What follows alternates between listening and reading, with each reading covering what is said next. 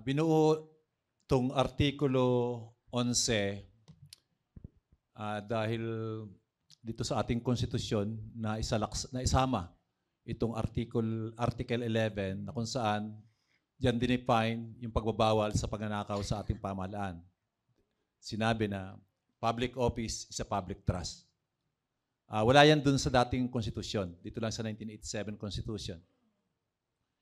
At ang layunin ng Artikulo 11 ay wakasan ng korupsyon sa Pilipinas.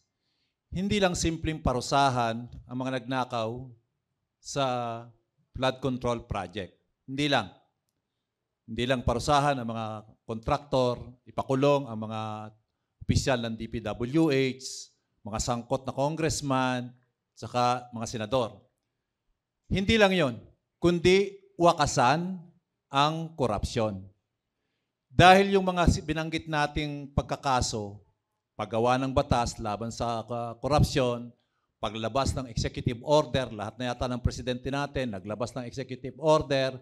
Ito nga ang executive order ni Marcos, executive order number 1 to na inadapt niya yung dating pamamaraan ni Noynoy Aquino, yung ODESLA.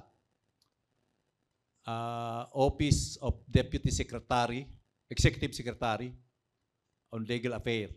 At binuwag yung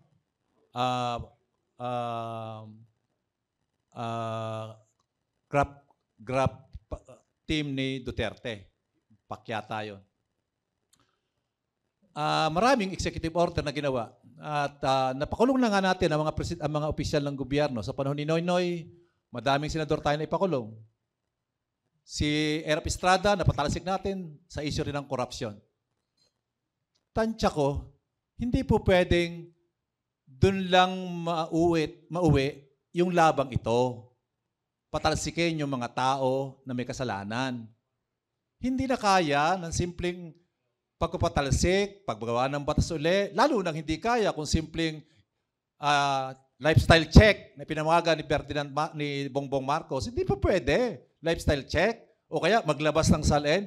Hindi po pwede dahil ang kakapal ng muka ng mga magnanakaw. Hindi na sila tatablan. Kailangan beyond sa mga dati na nating ginawa. Beyond. Ano yun? Dapat maintindihan nating lahat na ang korupsyon sa Pilipinas ay sistema na. Sistema na. Kalakaran na. At yan ay resulta ng isang sistema rin ng ating politika. Ano yun? Sistema ng political dynasty. Kaya nga naisulat yan sa ating 1987 Constitution Dahil sa panahon ni Marcos, walang ginawa si Marcos kundi magnakaw na magnakaw. $10 billion ang kanyang ninakaw. Senior. Nakinabang ang junior. Nakinabang. Huwag tumanggi. Nakinabang ang junior. Doon sa nanakaw ni Marcos. Kaya, sistema na yan. Aminin natin. Kaya, sa Artikulo 11, dapat paabutin ang laban doon sa pagtatanggal sa sistema ng politika na nagpapasulpot ng mga taong nagpapalaganap ng sistema ng pagnanakaw. Huwag lang yung tao ang tanggalin, kundi yung sistemang nagpo-produce ng mga taong magnanakaw. Ano yan? Political dynasty. Dahil ang political dynasty, kaya yan ay naisulat natin sa ating konstitusyon, aral doon sa 20 taong pagnanakaw ng mga Marcoses. Kaya naisulat natin sa isulat ang Article 11.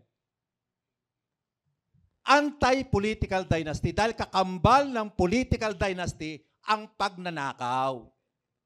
Kaya kahit ipakulong mo pa ang lahat ng kontraktor ngayon, ipakulong mo ang lahat ng mga congressman, patalsikin mo si Marcos at si Duterte, patalsikin mo yan, kung merong political dynasty, babalik at babalik ang pagnanakaw sa panibagong muka ng mga magnanakaw.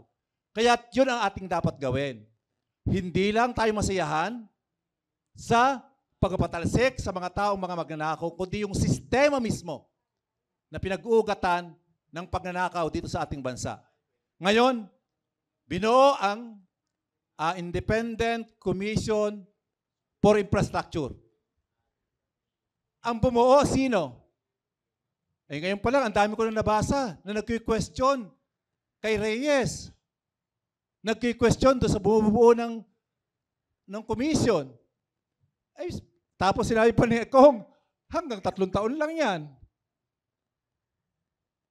Ay parang hindi natin pa pwedeng panghawakan.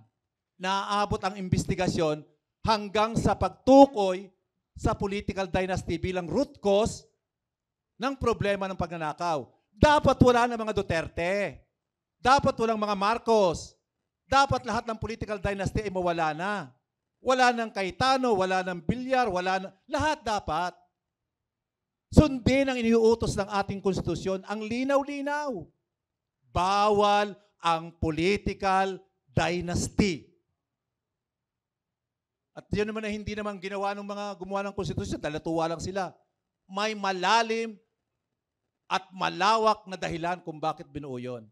Kaya't kami, sa Partido Lakas ng Masa, ay sumama dito sa Artikulo 11 dahil alam ko na ito ang layunin ng grupong ito na hindi lang simpleng kasuhan, ikulong yung mga sangkot ngayon sa flood control, kundi wakasan ang ang korupsyon sa ating bansa nang sa ganon, ang trilyon-trilyon, kasi ang laki 622 billion kay Duterte mula doon sa 13,700 flood control project.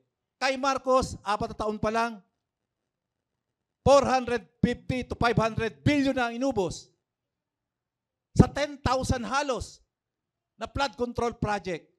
Ay kung yung trilyong yun ay ginamit sa matino, hindi na malulunod sa baha ang ating mga palay, ang mga bahay ng ating komunidad. Wala na sanang baha. Pero dahil napaka-kurap